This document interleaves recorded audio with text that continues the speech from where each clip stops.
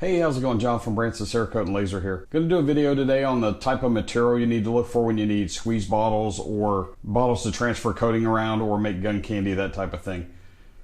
The important thing to remember when you buy these is they need to be polypropylene. The polypropylene will hold up against the hardener or against the actual clear coat, which is kind of harsh if you've ever smelled it. I also recommend that you get polypropylene squirt bottles for your acetone.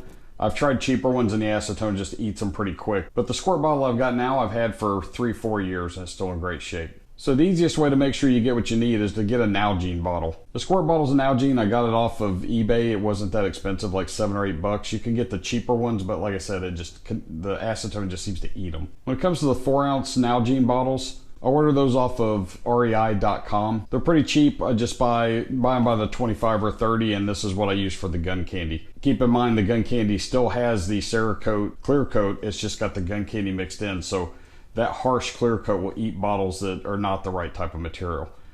The problem with that, or the bigger problem with that, is anything that gets eaten away or melted ends up in your actual coating and then will go in the oven and it'll end up doing all kinds of weird things. So having the right bottles is extremely important. These 4-ounce bottles are also similar to the ones that Cerakote used to send coating out in, and I think they still use these for a lot of the hardener.